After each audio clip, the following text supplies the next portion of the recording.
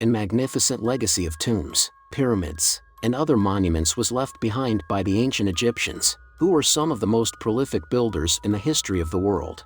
There are still some of these treasures around today, despite the fact that many of them have been misplaced or destroyed over the course of time. Some of these jewels are considered to be among the most famous and precious in the entire globe. The following are the most valuable treasures that were found in ancient Egypt. Subscribe to our channel before we dive into the video. Let's start. The Rosetta Stone. One of the most well-known and significant artifacts to have originated in ancient Egypt is called the Rosetta Stone. After its discovery in 1799 by academics from France, the stone was put to use in the process of deciphering the hieroglyphs that were utilized in the writing of ancient Egypt. Since then, the stone has been on exhibit at the British Museum, where it was on loan from another institution. The Rosetta Stone is a dark, colored granodiorite stela that has been written with the same text in 3 different scripts: Greek, hieroglyphic, and Demotic. This stone is significant to a variety of people for a variety of reasons. During Napoleon's conquest of Egypt, which took place in July 1799, the stone was discovered by French soldiers in the city of Rosetta, modern-day El Rashid. Since it was first discovered, the Rosetta Stone has developed into a global icon, and its multifaceted symbolism has been adopted by a wide variety of groups across the globe over the course of the past 2 centuries. The fight that France and England engaged in throughout the late 18th and early 19th centuries to build, retain, and expand their respective colonial empires resulted in the object's current location in the British Museum.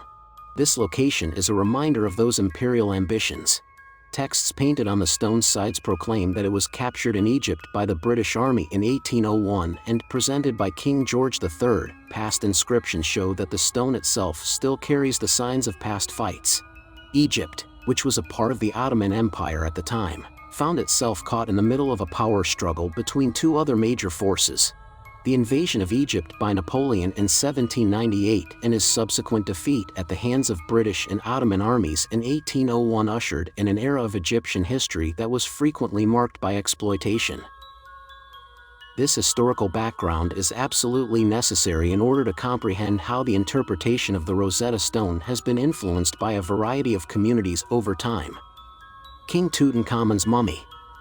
One of the most famous and well-known treasures to come from ancient Egypt is King Tutankhamun's mummy. Howard Carter made the discovery of the mummy in 1922, and it is generally accepted that it belonged to an Egyptian ruler who had passed away around 1336 BC.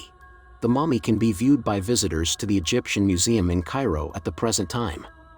The mummy of Tutankhamun was found on October 28, 1925 by the English Egyptologist Howard Carter and his colleagues in Tomb KV62 in Egypt's Valley of the Kings. His mummy is estimated to be approximately 3,300 years old, as he was the 13th pharaoh of the 18th dynasty of the New Kingdom of Egypt. The mummy of Tutankhamun is the first royal mummy to have been discovered in its whole with no signs of disturbance. The burial chamber was discovered in 1922, although it was not open for investigation until 1923. There was a gap of 2 years between the uncovering of the tomb and the finding of the mummy together with its renowned death mask. One of the most important and well-known archaeological discoveries to have been made in more recent times was the uncovering of the entire tomb complex.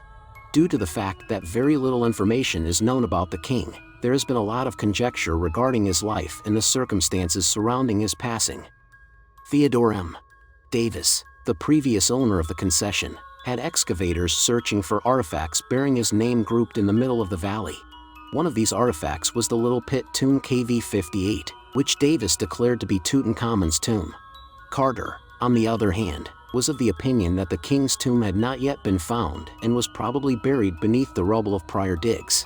On November 4, 1922, Howard Carter and his crew found the actual tomb of Tutankhamun, which had been the subject of a methodical excavation that had begun in 1917. After the initial study of Tutankhamun's mummy was finished in 1926, his golden outermost coffin was used to reinter the mummy into the sarcophagus. A pane of glass was then placed on top of the sarcophagus so that visitors could see inside the coffin.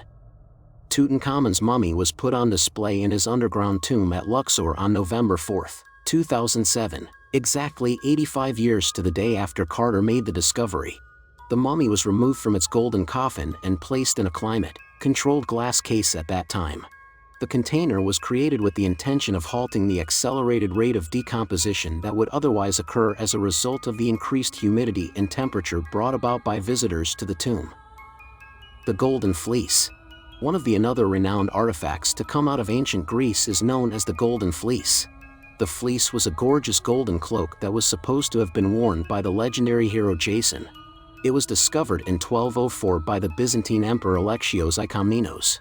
The cloak can be seen in its whole in the National Archaeological Museum in Athens at the present time. In Greek mythology, the Golden Fleece was the fleece of Chrysomelos, a golden, wooled, winged ram that rescued Phrixus and took him to Colchis, where Phrixus then offered it to Zeus. Chrysomelos was said to have golden wool and winged wings. Jason and the Argonauts were able to steal the fleece with the assistance of Medea, who was King Aetes' daughter. Phrixus had given the fleece to King Aetes, who had kept it in a holy grove. The fleece is a symbol of monarchy and the authority that comes with it. One theory that is more widely accepted connects the tale of the fleece to a technique for cleaning gold from streams. This technique was clearly documented, but only from around the 5th century BC forward, in the region of Georgia that is located to the east of the Black Sea. When sheep fleeces were submerged in the stream, gold specks carried down from upstream placer deposits would gather in the fleeces. Sometimes the fleeces were stretched out over a wooden frame to facilitate this process. Before the fleeces were combed or shaken to extract the gold, they were hung upside down from trees to dry. Alternately, the fleeces could be utilized on washing tables during alluvial gold mining or washing tables during deep gold mining. Washing for gold is an extremely ancient practice, as evidenced by the presence of gold artifacts dating back to very early cultures across the globe. Conclusion. The ancient Egyptians left behind a number of artifacts that are now considered to be some of the most precious and well-known objects in the entire world.